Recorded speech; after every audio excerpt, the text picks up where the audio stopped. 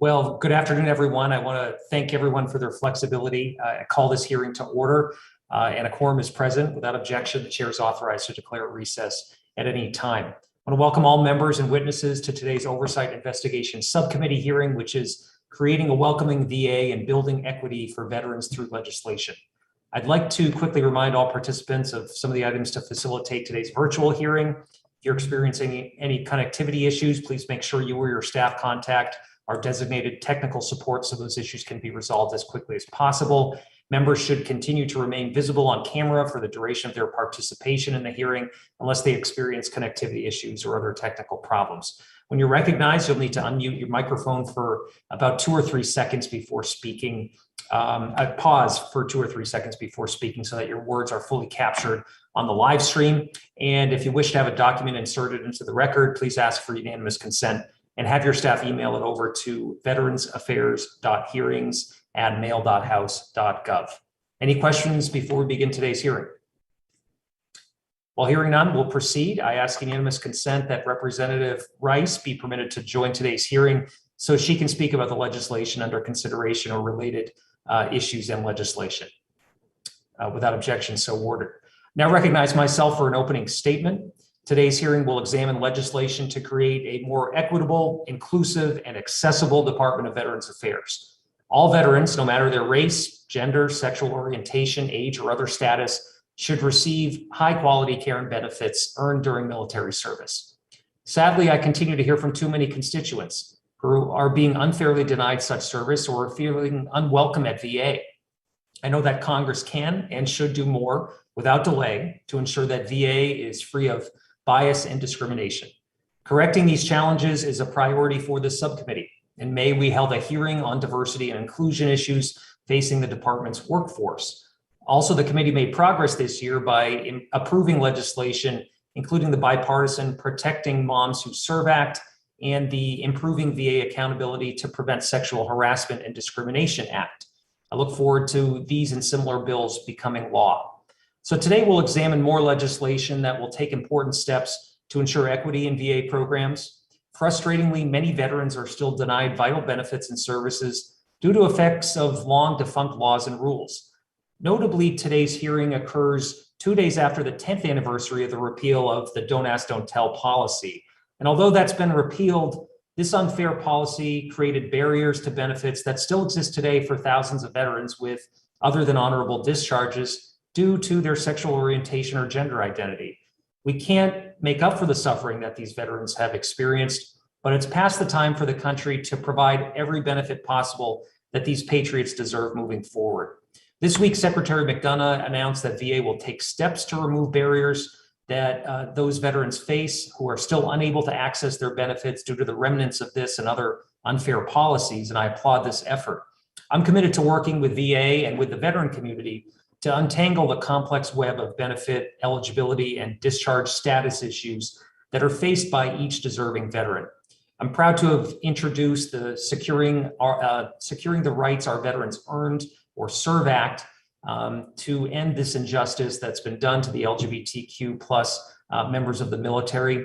This would make permanent the access to benefits that have been outlined by the Secretary.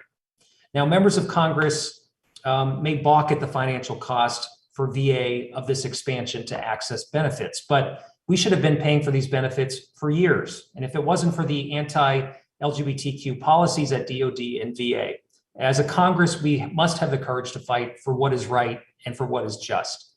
In the same way, our full committee chair, Mark Takano, introduced HR 1596 to direct VA to establish a much needed commission to study historical inequities for LGBTQ plus service members and veterans, and I fully support this legislation. It's also noteworthy that Secretary McDonough's Inclusion, Diversity, Equity, and Access Task Force concluded its department review in July.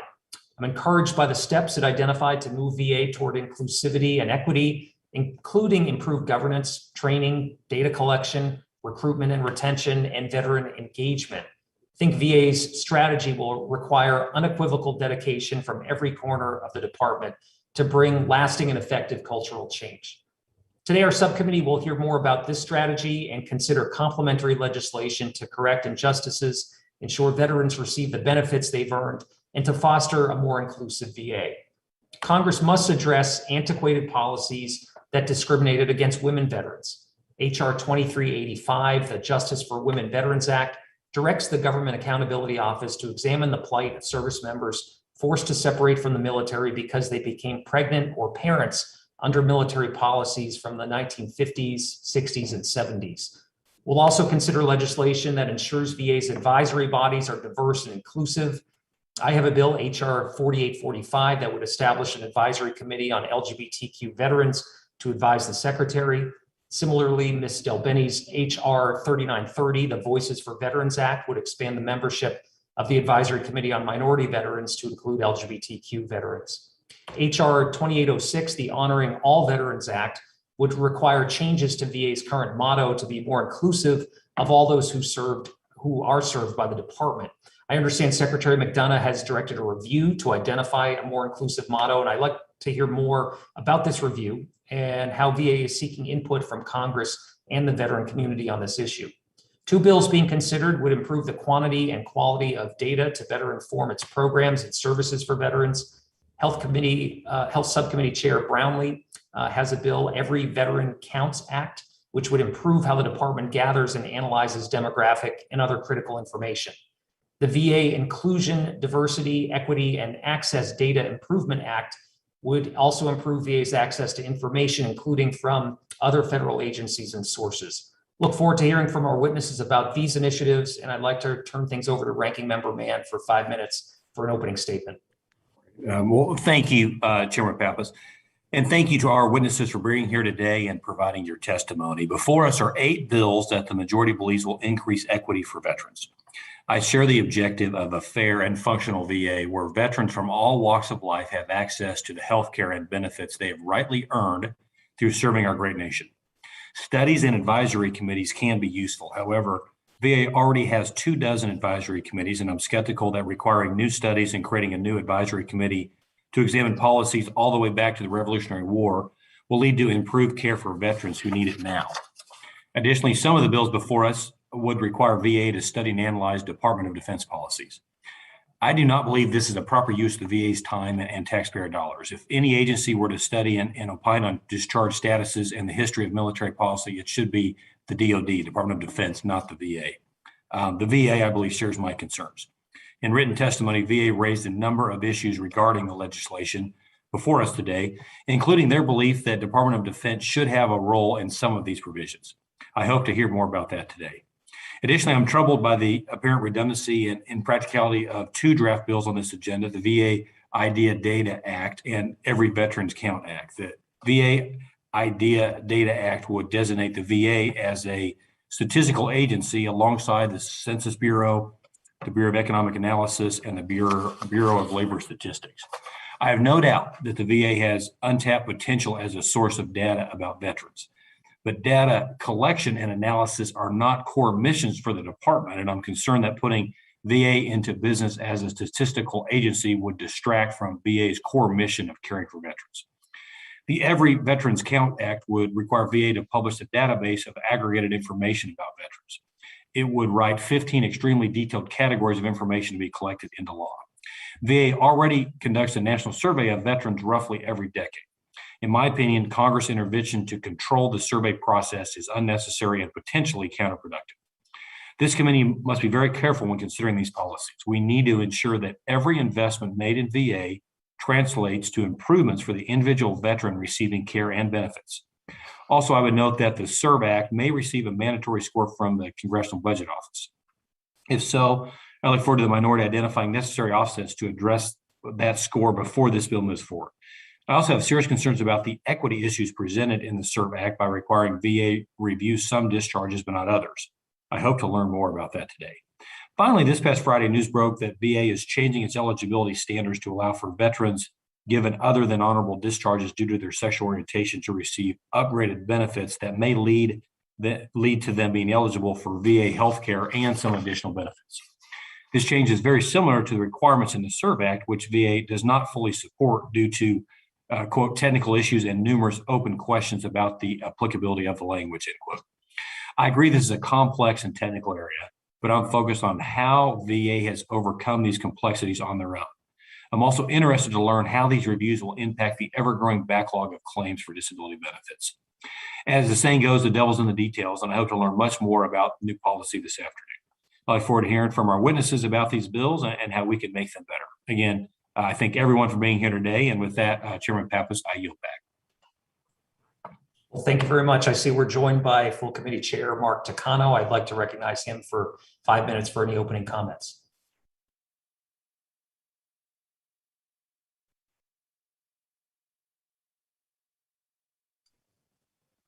Thank you very much, Chairman Pappas, for recognizing me, and good afternoon. And I'm glad that the subcommittee is holding today's important legislative hearing. The bills under consideration would take much needed steps toward ensuring that every veteran feels welcome and safe at VA and is fairly treated and receives the highest quality care and benefits. Our committee continues to focus much needed attention toward the many issues that have prevented too many veterans from being treated equitably or accessing the care and benefits they've earned. This is increasingly important as our veteran population is rapidly changing, with more women, LGBTQ+, Black, Asian, Hispanic, and Native American veterans, Native veterans than ever before. I support all the bills under consideration by the subcommittee today.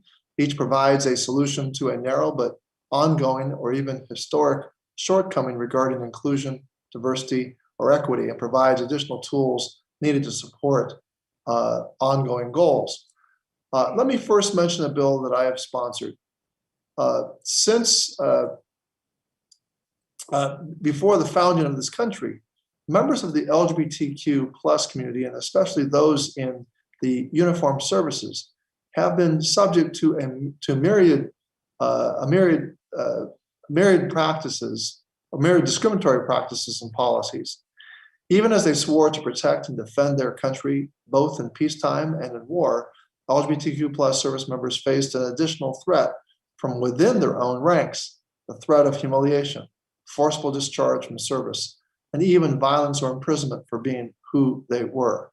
On Monday, we observed the 10th anniversary of the repeal of Don't Ask, Don't Tell policy. And though Don't Ask, Don't Tell was thought to be an advancement for LGBTQ+ members of the military at the time of its introduction, living and serving in constant fear of discovery left service members and veterans with mental scars that persist decades later.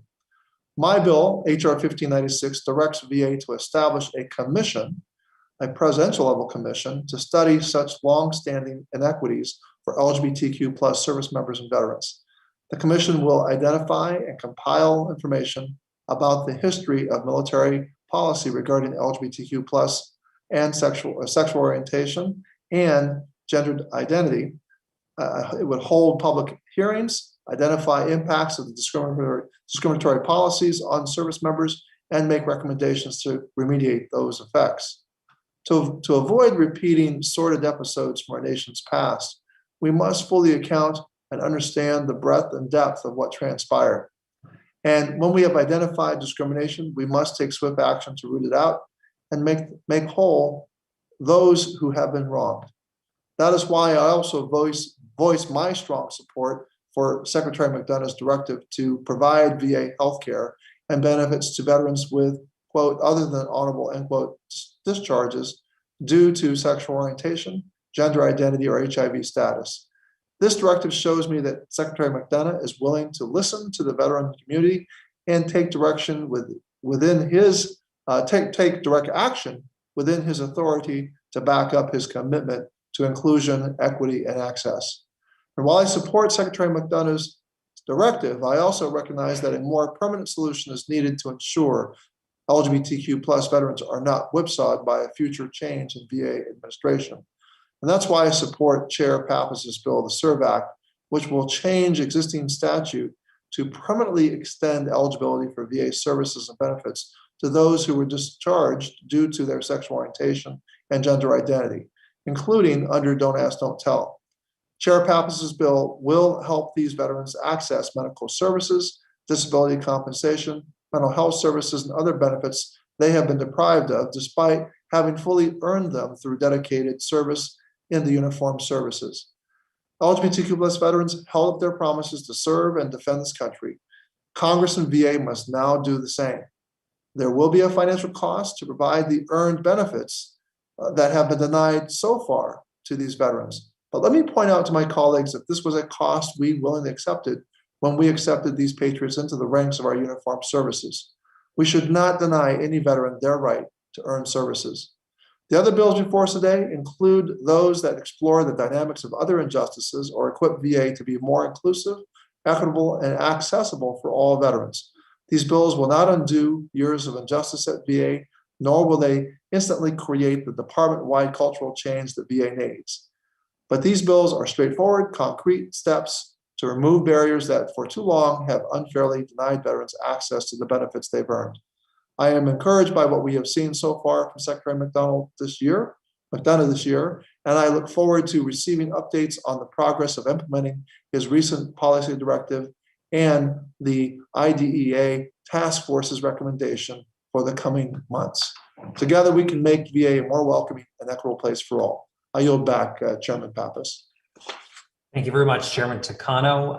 And I appreciate all of our witnesses bearing with us today. We tried to gain some efficiency by creating just one panel here. So I want to start by recognizing our first witnesses for the day for their opening statements. We have Harvey Johnson, the Deputy Assistant Secretary for Resolution Management, Diversity and Inclusion at the Department of Veterans Affairs. He's accompanied by Shamendra Paul, Executive Director for Data Governance and Analytics, as well as the Chief Data Officer in VA's Office of Enterprise Integration.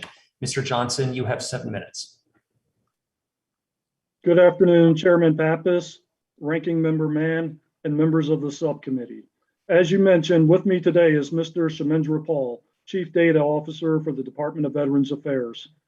Thank you for inviting us to discuss the important bills on the agenda today and provide an update on what I will refer to as conscious inclusion, diversity, equity, and access, or conscious IDEA. The department has and continues to make great strides in this area.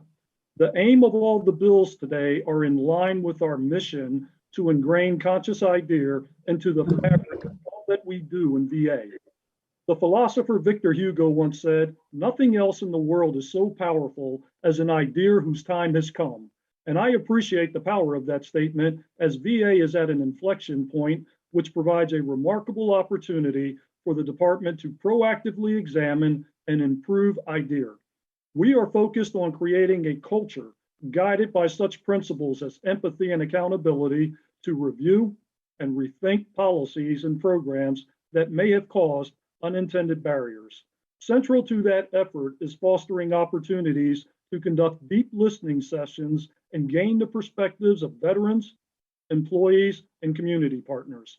I will take a moment to outline these efforts. VA recently concluded a secretary-directed 120-day review of how VA can incorporate conscious IDEA into the day-to-day operations. VA will issue a statement shortly on the findings and recommendations of that review. It identified and executed accomplishments to advance equity and conducted outreach to community partners to learn best practices.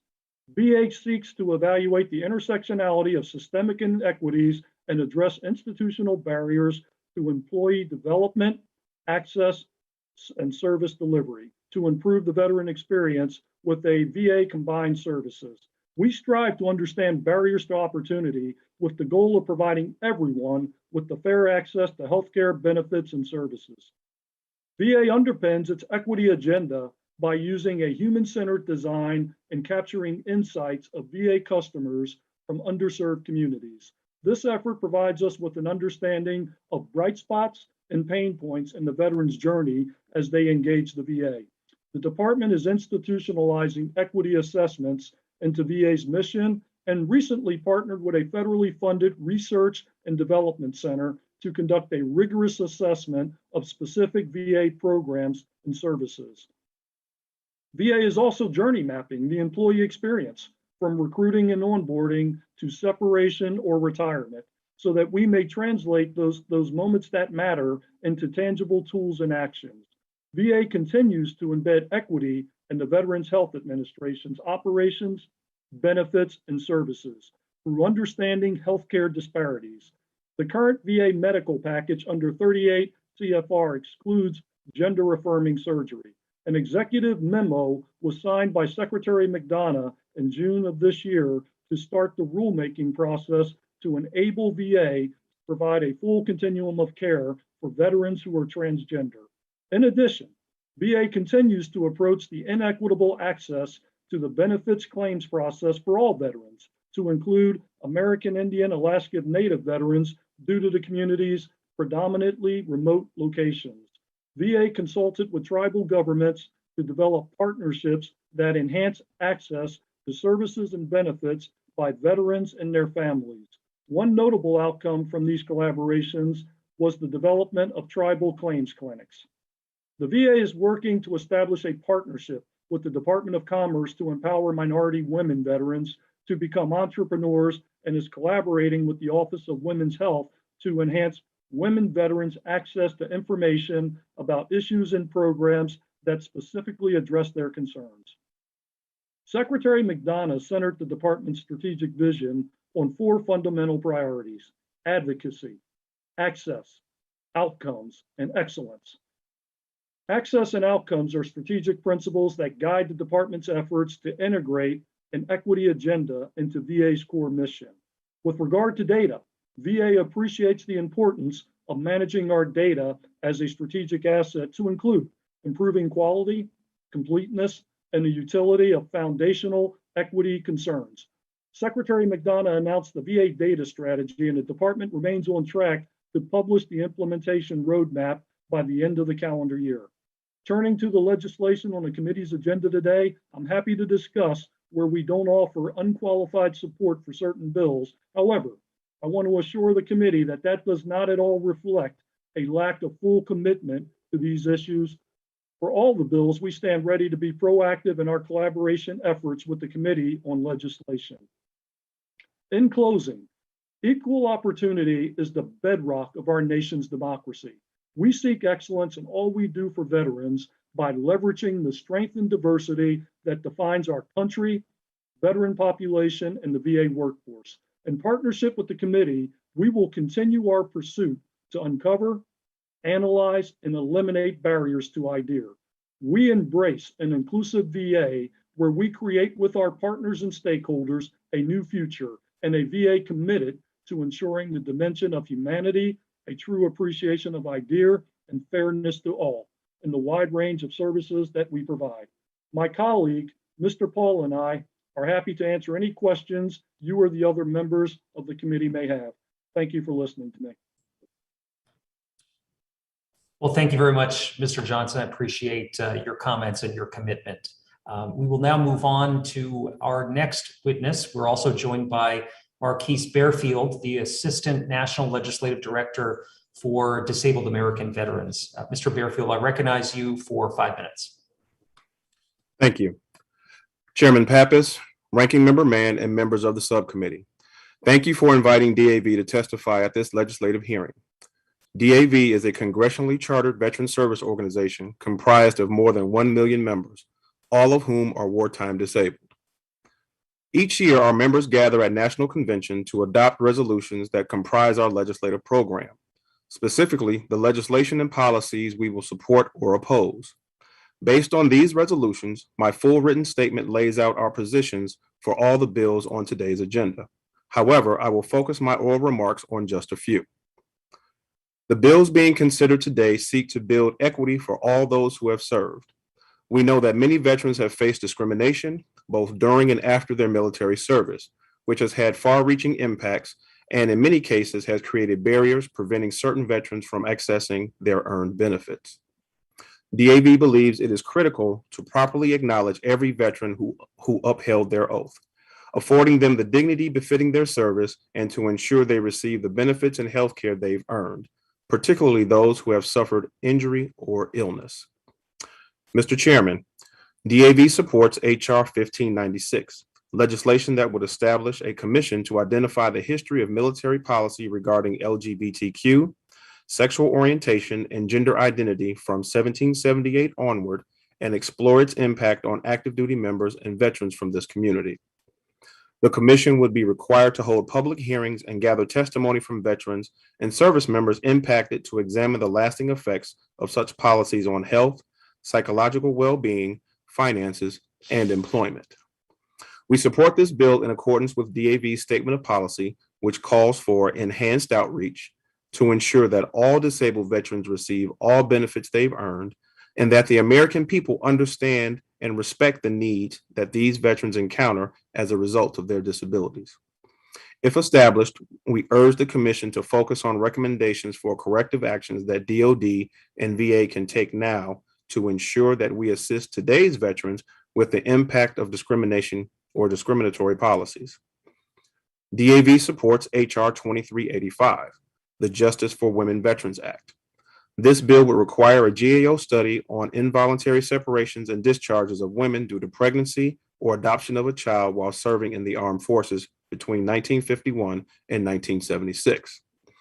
The Court of Appeals for the Second Circuit in 1976 found the executive order and subsequent regulations mandating these discharges were unconstitutional and subsequently rescinded.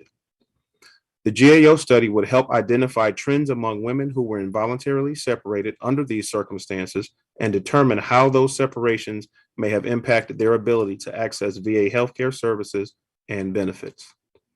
Another bill that DAV supports is H.R. 3930, the Voices for Veterans Act, which would expand the membership of the VA Advisory Committee on Minority Veterans to include LGBTQ veterans. The Advisory Committee on Minority Veterans considers an array of important issues related to equity that veterans in the LGBT community share. There is limited information about this population, and the bill provides an opportunity to increase understanding about their awareness, utilization of services, their unique needs and preferences, gaps in services, barriers to care, and their satisfaction with the services that they receive. DAV is also pleased to support H.R. 4845, legislation to establish an LGBTQ advisory committee. The bill would require the secretary to consult regularly with the committee with respect to the needs of LGBTQ veterans on disability compensation, health care, rehabilitation services, and outreach. In addition, the committee is required to issue a report every 2 years to assess the needs of LGBTQ veterans and review the department's efforts to meet those needs and report recommendations for improvements. There are a number of issues that are unique to this population, complex in scope, and that need to be fully explored and properly addressed to ensure access to quality health care and services. Finally, DAV supports the Every Veteran Counts Act of 2021.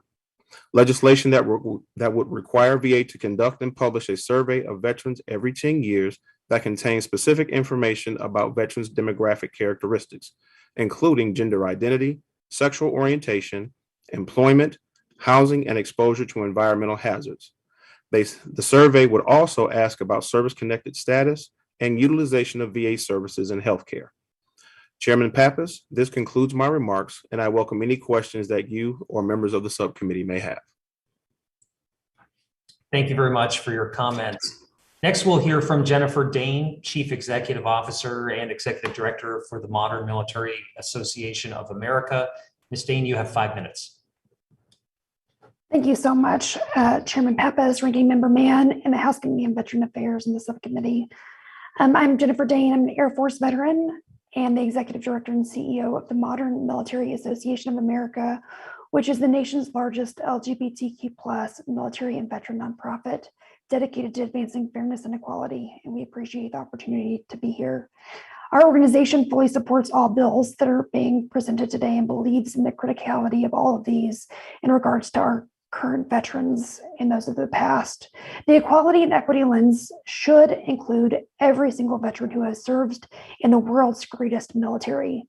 In the short time, I'd like to significantly highlight most of the bills, specifically the Commission on the Study of Stigmatization, Criminalization, and Ongoing Exclusion and Inequalities for LGBT Service Members and Veterans, the SERB Act, the IDEA Act, Every Veteran Counts Act of 2021, and expanding expanding the advisory committee to include minority veterans that are LGBTQ+, and the Honoring All Veterans Act. We are significantly aware that diversity is a force multiplier in regarding the repeal and recognize that even although 10 years has passed since the repeal of Don't Ask, Don't Tell, it was only the beginning in addressing the historical wrongdoings and undoing those for over 89 years of discrimination inflicted upon the LGBTQ military and veteran community. The history of anti-LGBTQ policies within the military has had dire consequences on sexual and gender minorities as they've experienced formal discipline, incarceration, personal and career relationship consequences, dishonorable discharges, harassment, violence, retaliation, and fear. Not only that has lasted during their time of service, but we know that's lasted far beyond that. And some of those have even ended unfortunately, in suicide. Even today, the policies continue to impact those, and especially those perceptions of VHA and also the VA in general. We know that the first service member ever discharged from the military was for being LGBTQ was during the Revolutionary War. So service from LGBTQ service members goes far beyond just today. We know that since World War II until the repeal of Don't Ask, Don't Tell in 2011, there have been 114,000 service members that were discharged either dishonorably or other than honorable. We know that the VA Secretary has made some progress to upgrade those other than honorable discharges, but those veterans need to come forward, and finding those or requesting FOIA information is really difficult. And we have been denied access to some of those FOIA reports. So some of these studies are very critical to our constituents. This also does not include those who are under investigation during Don't Ask, Don't Tell and prior policies. I want you to look at this computer screen in this hearing and know that I am one of those folks who was investigated under Don't Ask, Don't Tell. This is not a policy issue per se. It is people's lives, like my own, that have been significantly impacted by discriminatory policies, and why these bills need to be implemented, and we need to change these bills because lives are at stake. It goes beyond the dollar figure. It goes into the hearts and minds of those who served in our world's greatest military, and it goes to making sure that we take care of all those who served, and not just those who were maybe in the minority. We also understand that doesn't include those that also still were honorably discharged and still have homosexual conduct listed on their DD-214s. So in doing and saying all this, these bills weave together a quilt of equality and justice that is much needed. And to answer some questions that Ranking Member Mann brought up about making sure the Census Bureau is on par with understanding the LGBTQ community, I would like to address that. The recent census data that was collected, there was a lot of demand for LGBTQ people not to be included in that. So codifying this into law makes sure that all people are included, regardless who is in the presidential administration, and make sure that everyone is counted, regardless of who they are and what their political stance is. So with that, I yield the rest of the time to the floor, and I'm open for any questions that are there. Thank you very much for your testimony. And now we will turn things over to Lindsay Church, Executive Director and Co-founder of Minority Veterans of America. Lindsay, you're recognized for 5 minutes. Chairman Takano and Pappas, Ranking Member Mann, and distinguished subcommittee members. My name is Lindsay Church. I'm the Executive Director of Minority Veterans of America. We work to create belonging and advance equity and justice for over 2,500 members and advocate for the unique needs of more than 10.2 million minority veterans throughout the country and world. Thank you for the invitation to provide inputs on behalf of those communities today. On today's agenda are several bills that attempt to remedy historic harms and injustices that were inflicted upon minority service members, whose only perceived flaw was their desire to serve in the face of oppressive policies. Those policies innately force them to hide crucial aspects of their identity, effectively or actually forcing many to choose between their careers and their safety and families. We support much of the legislation presented and hope that our recommendations further increase the potential they will have to impact the millions that continue to carry the scars of criminalized and exclusionary military service. I'm a believer that personal stories can help us to best contextualize the policy work we are trying to accomplish. I'd like to share one such story with you today. Colonel Greta Kamamer, a Norwegian by birth, became an American citizen in 1960 at the age of 18. She promptly joined the Army Nurse Corps, serving with honor and distinction during the Vietnam War. She was frequently looked towards as an expert within her field and earned a Bronze Star as a result of her impeccable service. In 1968, Kamamer became pregnant with her first child and was forced to resign her commission due to a policy that prohibited women with dependents from serving. In 1972, Kamamer again joined the Army after the exclusionary policy was finally lifted. She served for 19 additional years before an involuntary discharge that was prompted by a disclosure of her lesbian identity during a routine security clearance interview. Kamamer fought the Department of Defense and became the first and one of the only service members to serve openly under Don't Ask, Don't Tell. Countless others like Kamamer were not afforded the opportunity to continue their service after being objectionably discharged. Like Kamamer, those countless veterans deserve to be recognized as the American heroes that they are. Much like their heterosexual and male counterparts, LGBTQ and women veterans served our country with honor and distinction and were willing to sacrifice their families, their lives, and their sanity to ensure boots were on the ground and the mission was being accomplished. Unlike their heterosexual and male counterparts, however, they were not regarded with the deep reverence and appreciation that they deserve. To date, both of these communities, pregnant women and LGBTQ individuals, have not received an apology from the US government for the trauma they endured under these and other ill-informed and destructive policies. We commend Representative Brownlee's relentless efforts to address this lack of equity and justice by delivering this apology through the Justice for Women Veterans Act. We also applaud Chairman Takano and Pappas for their efforts in addressing the unique needs and challenges of LGBTQ veterans, and for the painstaking efforts to ensure several veteran stories were read aloud on the chamber floor in celebration of the 10th anniversary of Don't Ask, Don't Tell's repeal. Such acknowledgments and statements from Congress and the department are essential in restoring the faith that many women and LGBTQ veterans have lost in expecting equitable and just treatment and access to earned and life-changing services and benefits. For many in my community, this was the first time they felt a deep sense of pride and appreciation for their military service. Much of the legislation being discussed today, including HRs 1596, 4845, the SERVE Act, and the VA IDEA Data Act, will allow the department to fully grasp the barriers and needs and trauma that more than 1 million of our LGBTQ identifying siblings in arms continue to endure following their service. Creating a commission to study the impacts of historic discriminatory policies and an advisory committee specifically for this community of veterans will help to address the continuing need for comprehensive data collection and will facilitate the opportunity to create an extensive and thorough understanding of the greatest challenges that our community is currently facing and may face in the future. As a nation, we innately revere military service and celebrate our veterans. It is imperative that we fully understand the extent of the sacrifices made by each person that chose to wear the uniform, with unprejudiced regard to the personal and systemic inequities that impacted them. The ranking member recently said that service members deserve enumerated benefits and services following their service to this country. We agree. We would now charge this committee and the department to ensure that equitably happens. I have repeatedly said that we must do better in serving the veteran community. Operationalizing the ranking member's remarks and ensuring that the department and this committee holds that standard is needed now more than ever. Thank you once again for the opportunity to provide testimony here today. I look forward to answering your questions. Thank you very much for your testimony.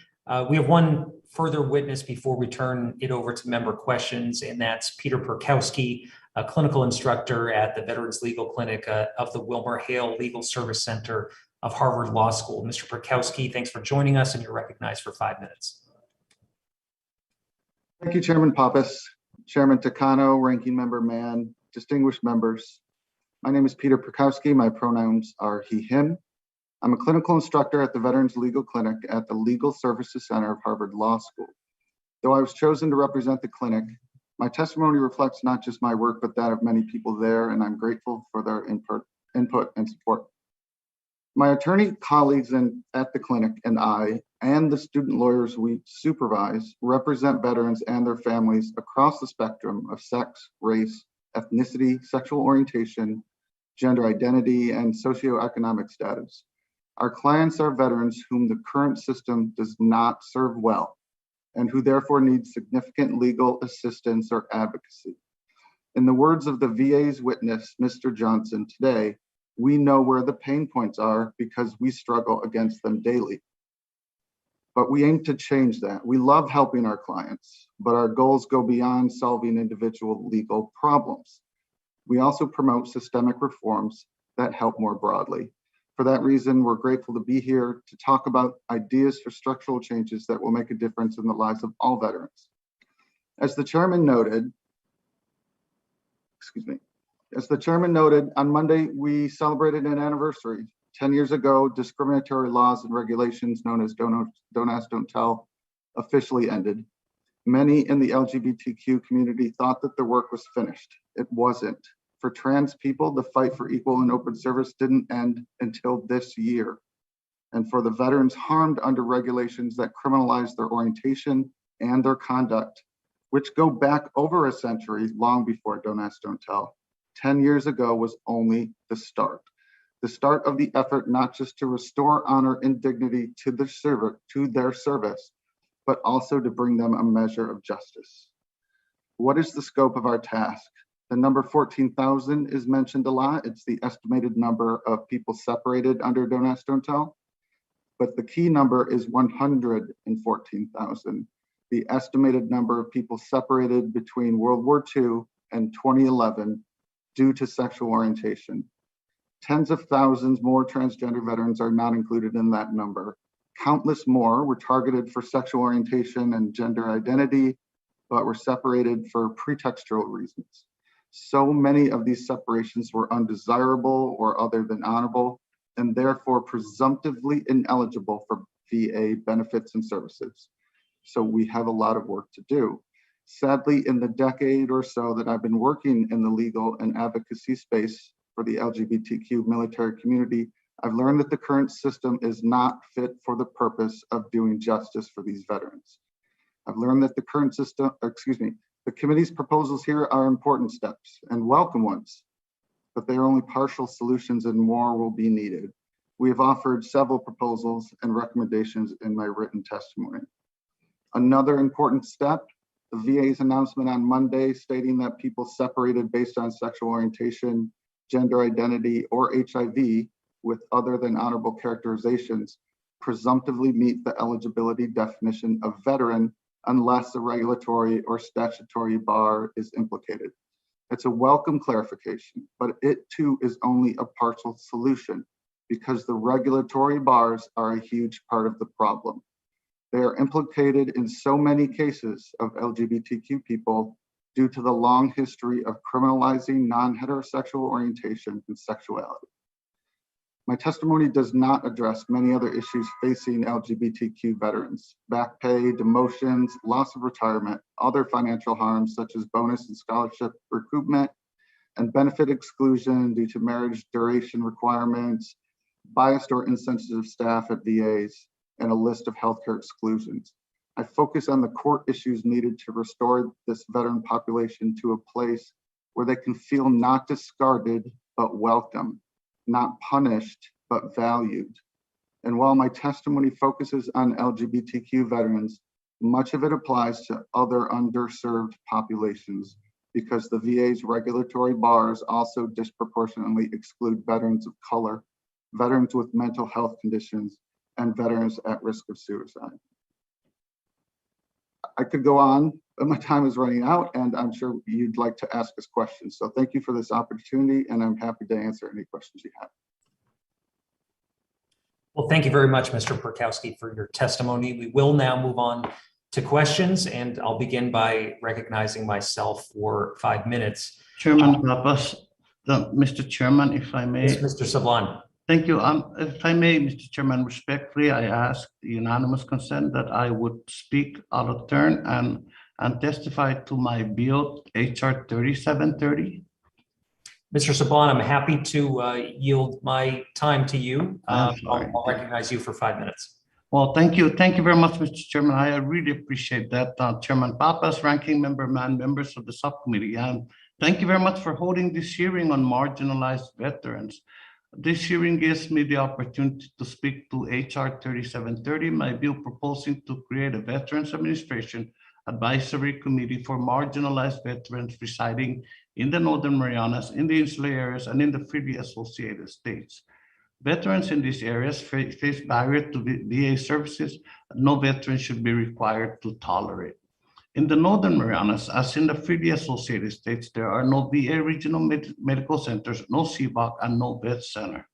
Veterans in my district sometimes fly 3,700 miles to Hawaii or close to 6,000 miles to California to access VA services. Even receiving VA services in nearby Guam can be a major challenge and expense. I know of a veteran, a paraplegic, who couldn't fly the 30 miles from his home island of Greta to Guam because none of the air taxi aircraft could accommodate his battery-operated wheelchair. The veteran therefore had to personally charter and pay for a private boat.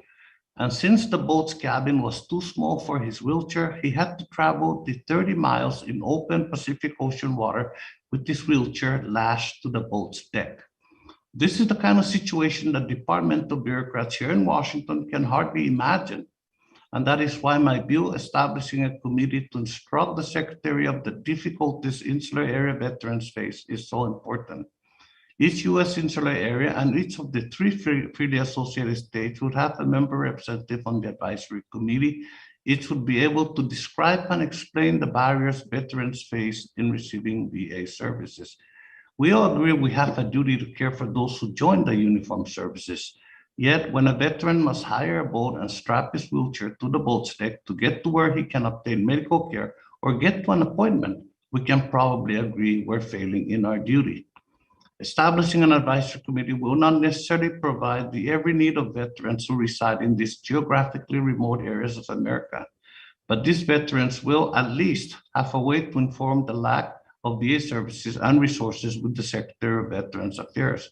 And when the Secretary is informed and learns about the barriers to the services this insular area veterans face, maybe, just maybe, change will occur and service will improve. I want to thank the Ilihi Legislatura in Guam, the Guam legislature, for passing a resolution in support of my bill. I also want to thank the veterans of foreign wars for their support of HR 3730. And I want to give special thanks to Ms. Lindsay Church from the Minority Veterans of America, who is in fact with us this afternoon for their endorsement of my bill. And lastly, thank you. Thank you, Chairman Pappas and colleagues from both sides of the aisle who are already co-sponsors of HR 3730. And I invite those who have not yet added their names as co-sponsors to HR 3730 to please consider doing so today. Thank you, Chairman, and I thank you, sir, for yielding your time to me. I appreciate it. Please, I yield back. Well, I appreciate your comments. Your advocacy is so important for veterans that you represent and others from outlying areas. And you have my absolute support for this legislation. I want to work with you to see that we can get it passed. With that, I'd like to turn things over to Ranking Member Mann for 5 minutes of questions. And Chairman Pappas, if you would like to take your 5 minutes, I have no objection to that. Oh, terrific. I'm happy to go if you don't have an objection. Yeah, go ahead. Then I can ask my questions after that. Okay. Well, thanks very much. I'll go right into a couple questions that I had from the outset. And, a few of our speakers here today recognized the directive that was announced by Secretary McDonough. I think this is critically important, especially coming 10 years after the wake of the Don't Ask, Don't Tell policy being repealed. But we know that so many veterans continue to live in the shadow of that policy. Mr. Johnson, I'm wondering if I can ask you how this announcement fits in with the Secretary's and the President's broader efforts to cultivate a more inclusive, equitable, and diverse environment at VA. So Chairman Pappas, thank you for that question. It absolutely does fit into what I described earlier as conscious idea. The announcement was, as you know, made this week, and it's a call to action. It's a call to action to both claimants, a person who is a veteran that has not been determined eligible for benefits, but it is also a call to action to VA claims processors and adjudicators. And the call to action to the claimants is engage your local VA. Come back to us. We will look at your character of discharge. We will look at your record. We will look at what you are eligible for under this, under this discussion. So please come back to us. Right now, I think we approve 72% of all claims. So there's a couple of things that we are going to do. Those that do not get approved going forward, beginning in October, will get a second level review at the headquarters. The headquarters will look at that because it also gives people like myself, Mr. Shemendra Paul, and of course others, the business intel and the data around why they are denied. So it will give us those insights. We are doing a listening session. We're doing 40 listening sessions, October 5th through 6th, with the community. And that will also help influence, because we've already started the rulemaking process and we are building our final package for that. So with everything going on, we are looking at modifying M21-1, which I believe has been in the newspapers. That's the directive or regulation. The Secretary's policy has established a call for action. I believe we're making all the right steps to make sure that anyone who has served gets the benefits they're eligible for.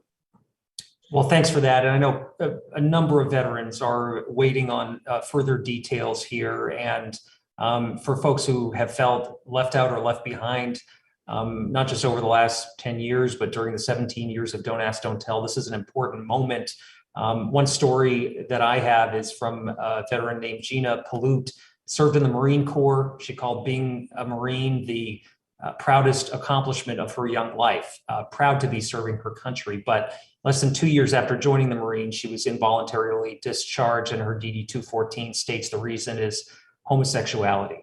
There's more to her story following the discharge that we probably can't get into right now, but her discharge compounded her suffering as she was unable to access education benefits, health services that really could have made a tremendous difference in the years after her service. So she's just one of the countless people that we're thinking of today. And I'm wondering if you can provide any more information on when VA anticipates to fully implement this new policy, including the requirement for individuals to receive a second review.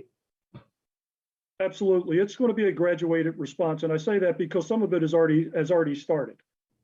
Right now, we are looking at those packages with that intent. So again, my call to action to any of the veterans that are listening, and we will start to publish this, is engage your local VA. The second level review will take place October 1st, and we are going in with a rule change, second edition, because the final rule change, I should say. We've gotten 74 comments on the initial proposed rule. We've answered those.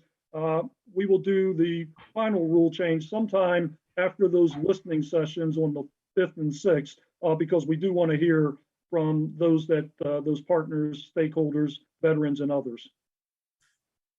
Well, thanks very much for those comments. And we look forward to continuing to hear more as this process moves forward. And I hope you'll work with our subcommittee and the full committee on some of the legislative efforts we have underway, which we hope to be able to explore a little bit further with you here today. So thanks for that. My time's up, so I'll turn things over to Ranking Member Mann for 5 minutes.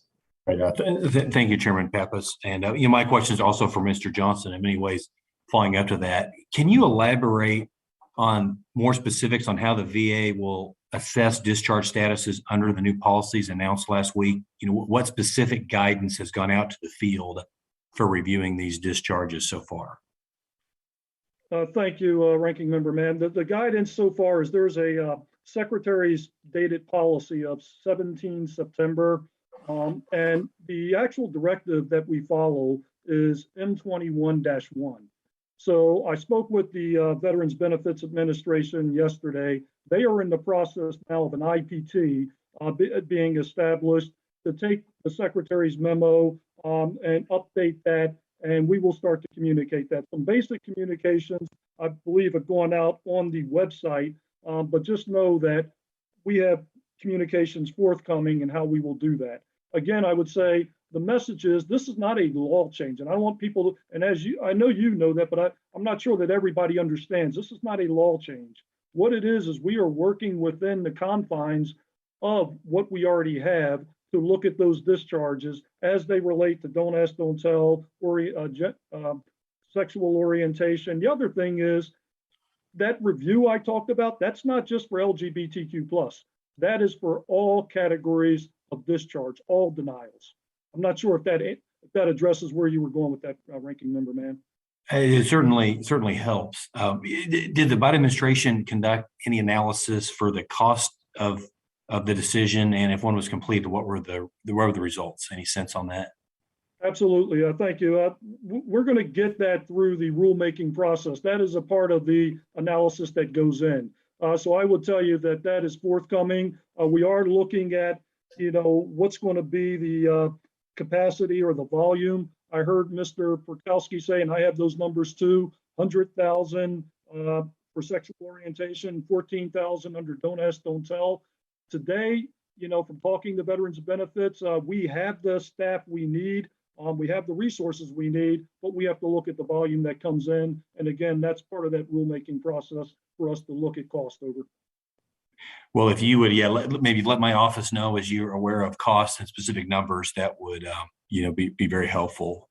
Is it VA's plan to work with the DoD to assess these discharges? And I'm trying to understand why this process is being spearheaded by the VA and not DoD. I think on this and several of the bills that we'll discuss, we will recommend, or it is our position that we do have to work with the Department of Defense. So we work with them on a daily basis. That will continue. Over. And it's being spearheaded by equally, or VA's spearheading it, or is DoD? What's DoD's involvement so far? I think it's an equal partnership. I mean, and some of these bills, we are starting those relationships to really discuss the bills that we've gotten pertaining to this discussion. But it's an equal partnership because, as you'll see, we are going to say that we want to collaborate with DoD on several of these bills, this being one of them. Okay, and then a question or two on your comments or testimony on the SERV Act. Your written testimony laid out some concerns with the SERV Act, citing the complexity and a lot of technical questions. However, VA's new effort seems very similar to the SERV Act. Has VA somehow avoided the complexities and technical issues, or what's different? So eligibility for benefits is complex, and we would just appreciate the opportunity to discuss the bill and the intended results with the committee before it takes further action on legislation. The rulemaking process is hard work, and I believe we are doing the hard work now to meet with PSOs, affinity groups, veteran listening sessions. All these sorts of things are happening now. We would just appreciate the opportunity to continue that discussion with the committee as we look at all aspects of eligibility. Okay, well, I have no further questions, Mr. Chairman, and yield back the balance of my time. Well, thanks very much, and thanks for being so accommodating. With that, I'll turn things over to Chairman Takano for 5 minutes.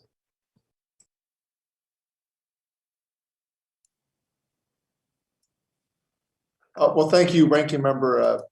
Thank you, Chairman Pappas. My first question is for VA. I would like to first discuss VA's new policy to extend benefits to eligible veterans with other than honorable discharges. This is an important and much needed directive.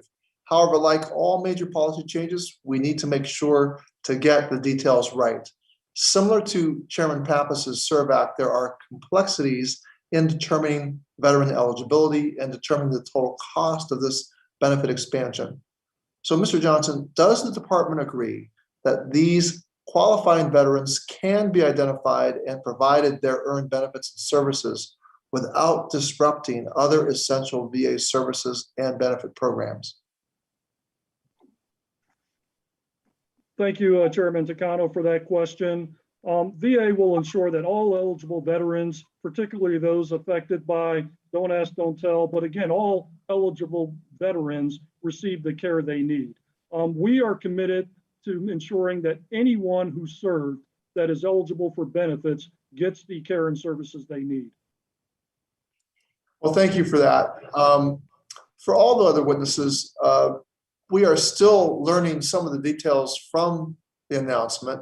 What challenges do you see VA facing as it implements this policy, and how do you recommend that it overcome them? And this is for any of the witnesses that would like the answer. I think the biggest thing is making sure that we have the advocates, and that's why I'm always glad to see, even on this hearing, our partners, because we need those liaisons, those advocates in the field that can help communicate and promote the message. So we have IPTs established. You will hear from our Office of Public Affairs and other groups within VA. We want to make sure, that we really hit those remote locations. We want to hit those communities and populations that don't always get the message out to them. Well, Mr. Johnson, I do want to hear from some of the organizations here, because the question was really directed at them. So maybe Ms. Dane, would you like to respond? Absolutely. So one of the things for us, we'd love to promote this message and send it out, but we need to know the exact specifics of what this looks like and also the accessibility. So you're talking about going into rural areas. What does this look like with places that don't have internet access? How are we going to get into these communities that really need it? Or how are we going to create the trust that many veterans have lost?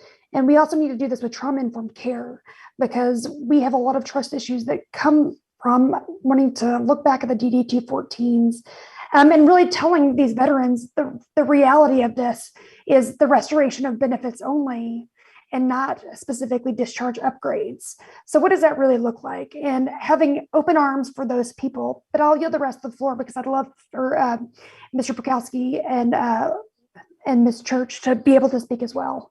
Okay, about a minute and 46 seconds left. Lindsay, go ahead. Thank you, Chairman. So echoing a little bit what Jennifer said about trust is that there's a lot of faith that's been lost in the system. And after being criminalized and pushed out of the military, it's really hard to regain that trust.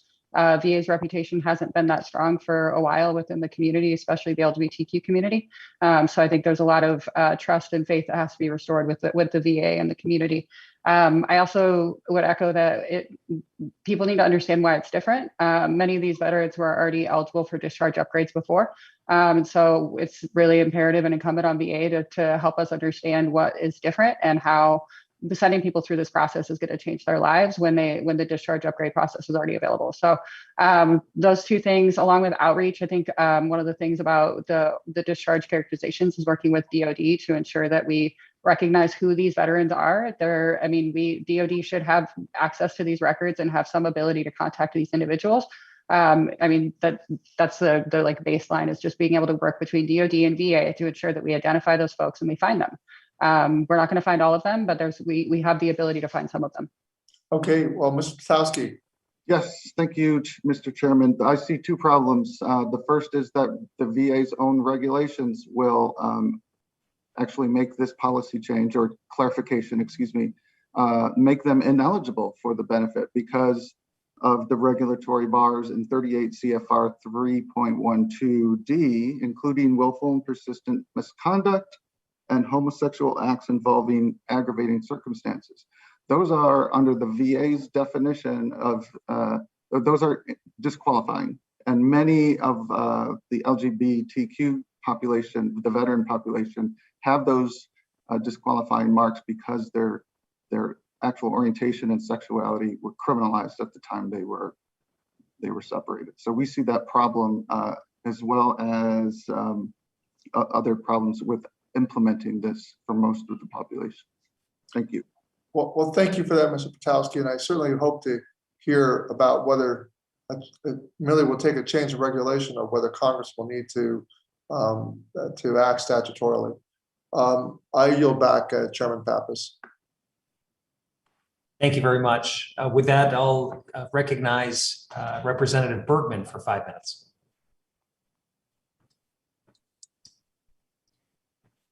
Thank you, Mr. Chairman. Mr. Johnson, HR 1596 would establish a commission studying military policy impacting LGBT service members all the way back to the Revolutionary War.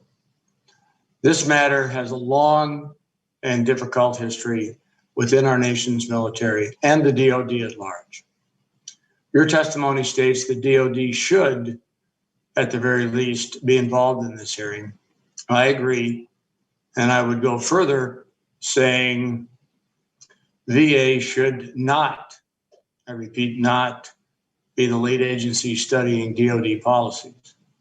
Do you think VA should be leading this commission, or would it be more appropriate to have DOD leading this effort with VA, shall we say, involved and in support? Thank you, Representative Bergman. As I mentioned in my written testimony, I do believe that DOD should be lead on this in collaboration with us. Our values are in line with this bill. We do believe it's a shared responsibility. We acknowledge that we have a role. We are in no way disavowing our responsibility, but we do believe DOD has the lead on this. Okay, and then just kind of to follow on to that, Mr. Johnson, again, as your written testimony indicates, VA is pursuing a review of the motto under the Secretary's authority. Your testimony indicates that this review should be completed by early next year. Given these efforts, do you believe that you need Congress to act to change the motto, or do you prefer we do not statutorily require such a change? VA prefers that we do not statutorily require such a change. The Secretary has directed that a process be started with the department's veteran experience and public affairs offices to consult veterans, Congress, and key stakeholders on this issue. We expect that it will conclude, because I know you like timelines, and early 2022, the design team for the project, VA Mission Refresh, is what is proposing a completion date of January 28th, 2022. So we would ask Congress to refrain from codifying VA's mission statement while the consultative process runs its course. Okay, just out of curiosity, sometimes, we change words in things and expect an outcome maybe in other areas. Mr. Johnson, do you think that with changing the motto, would that improve medical outcomes for veterans receiving, health care from the VA? I think the way I would answer that is conscious idea is on the mind of all of us. And I believe that we want something to make sure it's welcoming and inclusive. And I do believe, from hearing some of our partners speak, that we want to build that trust with those we serve. Okay, with that, Mr. Chairman, I'll yield back. Thank you. Thanks very much, Representative Bergman. I'll now recognize the Chair of the Health Subcommittee, Representative Brownlee, for 5 minutes. Thank you, Chairman Pappas, and thank you for having this important hearing to hear these bills. I appreciate it very, very much. So, Mr. Johnson, I heard you say in this discussion back and forth around the Secretary's announcement for our men and women who were improperly discharged through Don't Ask and Don't Tell. If I heard you correctly, that you're looking at all discharges, that, one of the bills before this committee today is my Justice for Women Veteran Act. These are women who were, as you know, discharged from the military, from their service, because they became pregnant. They were forced in some sense to be discharged. I think it's in some ways similar in the past discrimination piece, the prejudice piece, and we should make a wrong, we should right a wrong that occurred in VA's history. So, or DOD's history, I should say. But have you given any consideration to those women who were discriminated against? And these women are, women who became pregnant between 1951 and 1976. Representative Brownlee, thank you for that question. HR 2385, this bill requires the Comptroller General to conduct a study regarding women involuntarily separated or discharged from, as you said, the armed forces during that period of 1951 to 76. We absolutely stand ready. The VA stands ready to collaborate and assist the committee, Comptroller General, GAO, DOD, and other stakeholders as necessary. So to answer your question, yes, we stand ready to collaborate on this bill. Well,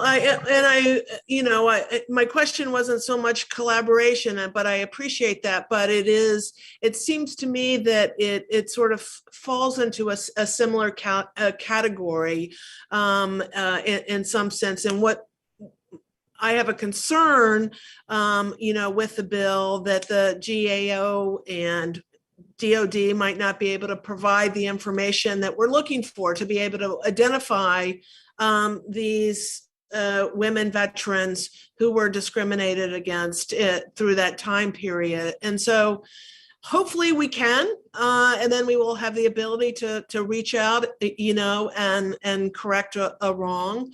But if we don't, it still seems to me that we should be clear so that women who were out there who were forced to be discharged because they became pregnant could access VA benefits, even though, it's pretty late in the game, probably for most of them. Absolutely. And I'll go back to an earlier statement. Secretary McDonough is committed to ensuring anyone who served in our armed forces and is eligible for benefits should contact the Department of Veterans Affairs.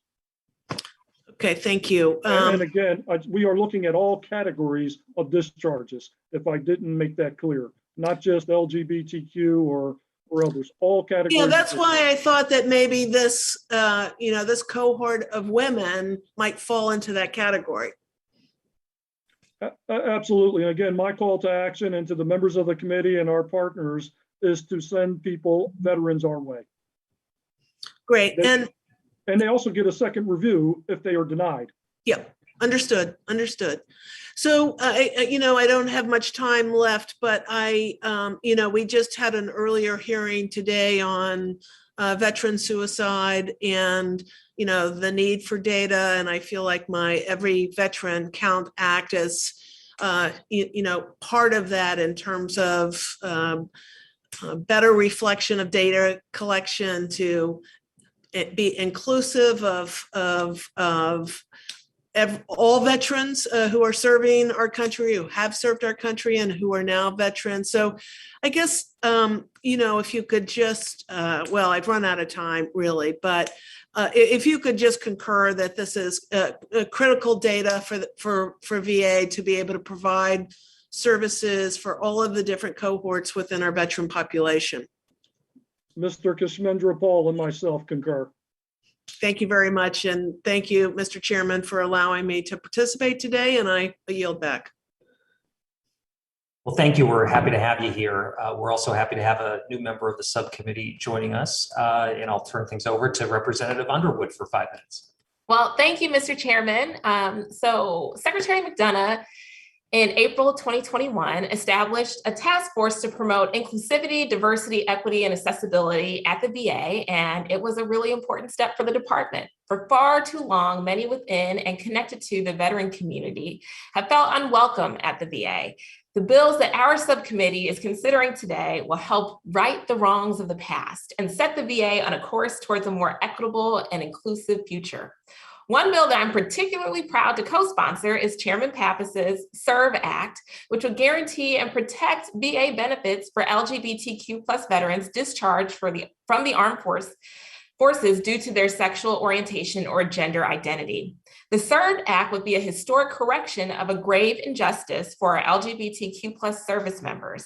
And building on this legislation and Monday's announcement from the VA, I introduced the Unlawful Turnaways Act with Chairman Pappas and Senator Blumenthal.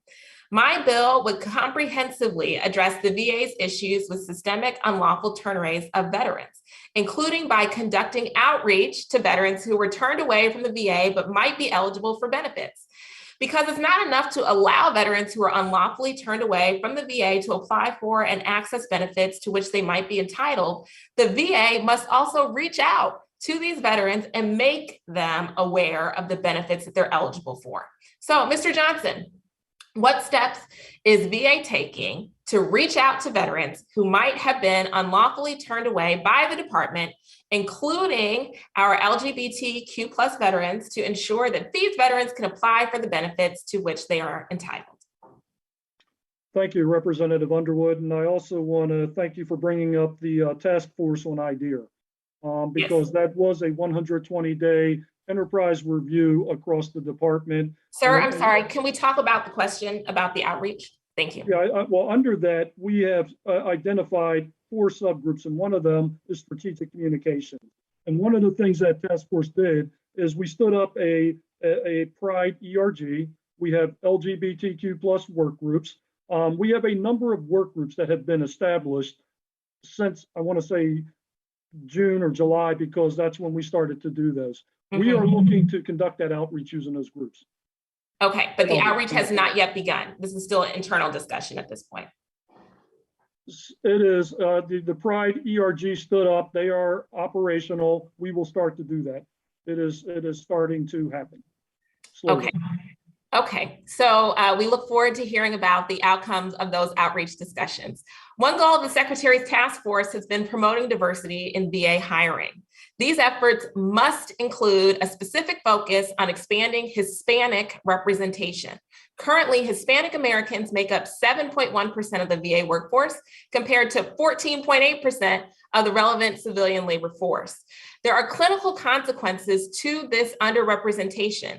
At a mental health roundtable discussion that I hosted in my Northern Illinois district in August, participants told me of the barriers that our Hispanic community faces in receiving linguistically and culturally appropriate mental health care when local healthcare systems don't have sufficient Hispanic representation in their clinical workforce. I worry that similar barriers could be impacting veterans' access to mental health care given the low levels of Hispanic representation in the VA workforce. Mr. Johnson, what steps is the VA taking to increase Hispanic representation within the VHA mental health workforce? So currently, as we speak, we have a barrier analysis work group that stood up in January. And the first population that they are studying is Hispanic, male, female, and Latino. Today, they are doing site visits in Texas right now, but they've got other facilities that they are working. We plan to wrap that up sometime this fall, but we are doing those barrier analysis work groups on that area. Right. So barrier analysis, I think, is probably like an assessment. And so do you have a timeline for, deploying an intervention, starting the recruitment for providers, things like that? Yes, I think that's all part of the barrier analysis. It's more than an assessment. It will also have a detailed action plan to look at, because what they're looking at now is areas where we have less than favorable representation in the VA, but we have great representation in that local area. What are we doing wrong? And also where we have favorable representation, and what are we doing right? So they are looking at the talent management pipeline policies and those sorts of things.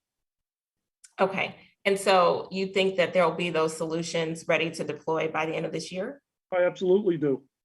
Great. We look forward to seeing that action plan as soon as it's available. Thank you, Mr. Chairman. I yield back. Thank you very much for those questions. I do have a few additional questions of my own, and if other members do, we can do a second round. I'd just like to follow up, Mr. Johnson, on the number of questions that have been asked with respect to the directive issued on Don't Ask, Don't Tell. Clearly, I think there's a lot of interest on the subcommittee, and I'm wondering if you can arrange a member level briefing about the directive. If you have a thought about what point in time that might make sense to do a briefing like that. Absolutely, Chairman Pappas, we will take that with us. Excellent. Okay. Well, we look forward to following up on that.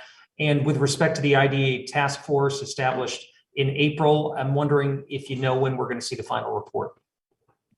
Chairman Pappas, I believe it's imminent any day now. It's going through final concurrence. I believe it will be out very soon. And we are excited about that action plan. Okay. Terrific. Maybe I can turn things over to our VSOs and veteran supporters who are here.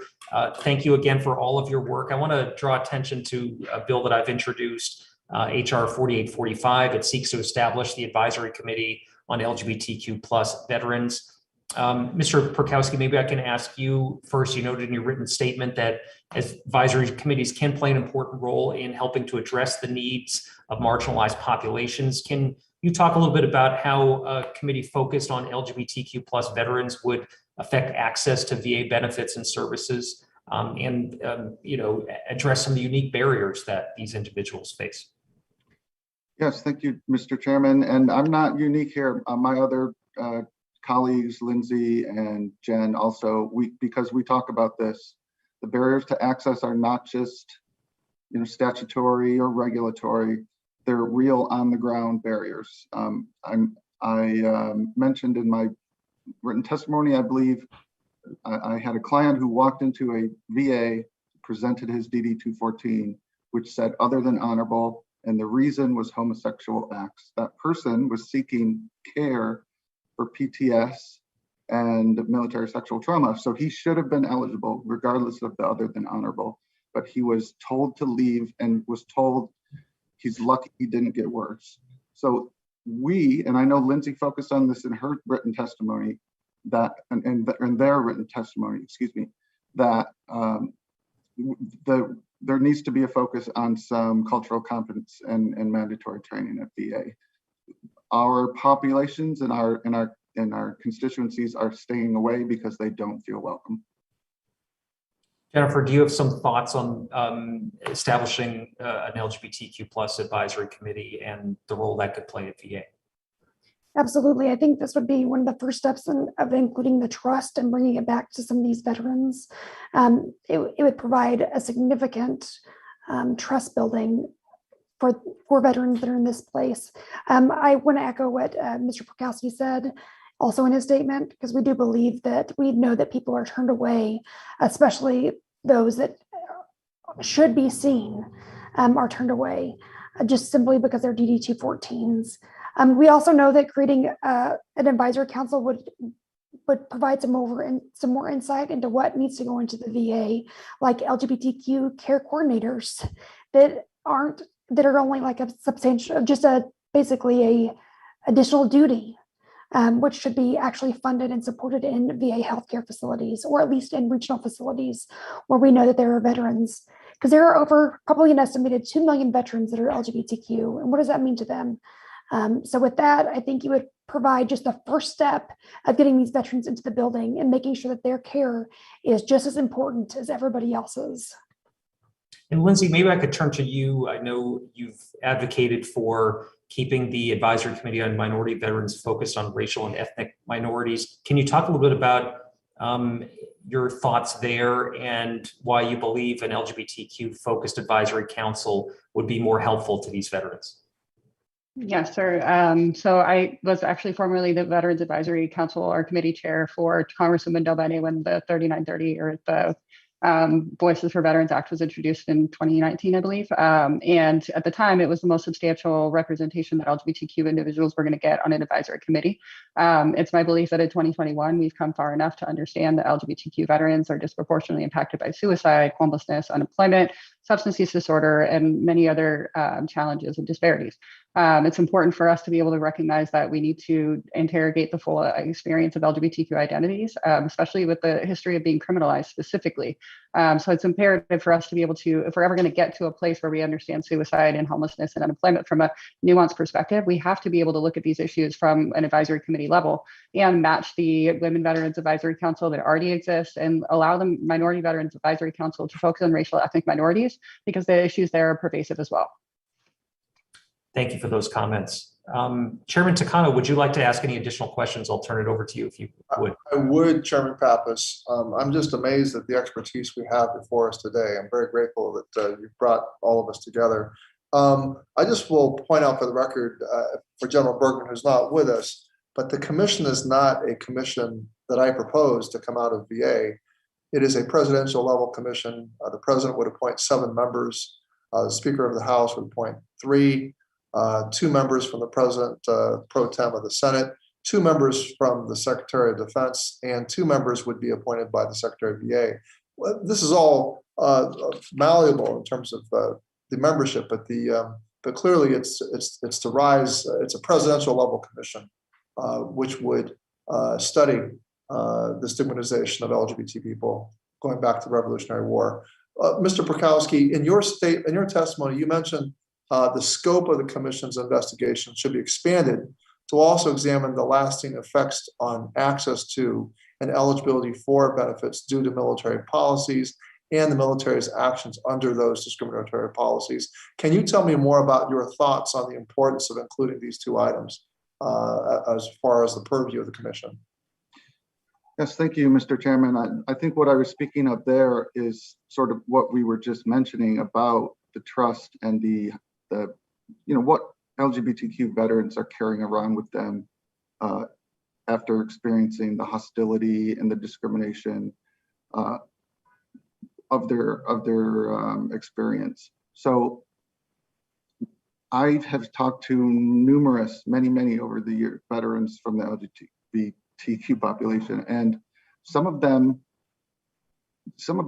weren't traumatized by their work. They weren't traumatized by going to war or on a deployment. They were traumatized by being investigated. They were traumatized by being witch hunted. They were traumatized by being harassed, and they were traumatized by, how they were treated on the way out when they were separated. So that's an important thing to investigate, I believe, from your commission, so that we understand the lasting effects of that trauma. Well, thank you, Mr. Purkowski. I had intended for that to also be included within its scope. We'll examine the language more closely to make sure it does. I can tell you I've received a phone call from somebody who was a straight person who was asked to cut his teeth on, I think he was a JAG or some sort of MP to do the witch hunting. And it's weighed on his conscience ever since. And so he was eager to be able to tell his story, to get this off of his mind. He's felt guilty about this for many decades. So I get what you're saying about the actual witch hunt, the traumatization of the witch hunt. For any of the other witnesses, do you have other suggestions for how we might alter the scope of the legislation to best capture the full scope and related effects of discriminatory military policies in the last 80 years or so? So one of the things we do know that's underrepresented is we do know that there were straight folks that were heterosexual members that were discharged also, but whether they were in relationships with transgender individuals that was actually seen to be a heterosexual relationship or not, but they were discharged. We actually have a family that came to us that only found out that their father was discharged dishonorably because of homosexual conduct. And he was heterosexual. So a more expansive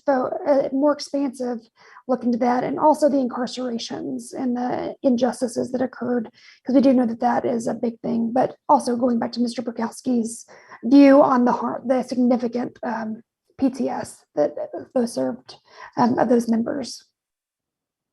Lindsay, do you have anything to add? I do. We provided a list of several other service areas to be examined as well in our written testimony, but also the two things is the one thing to services is to include all who were part of the uniform services. So also recognizing NOAA and public health service and ensuring that those folks are also accounted for in this commission as part of the uniform services and not just the armed services. Oh, thank you. Very good suggestion. I'm seeing the value of a legislative hearing. It's really great. We can't think of everything. The staff can't think of everything, and it's so important that we do assemble people. Marquis, anything to add before?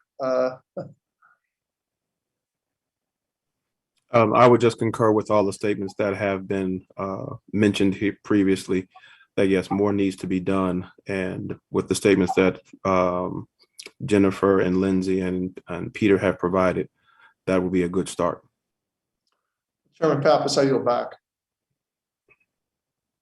Well, thank you very much. And I think this has been a very productive opportunity for us to hear from our panel. And I really want to thank you all for offering your testimony, for the work that you all do individually, certainly.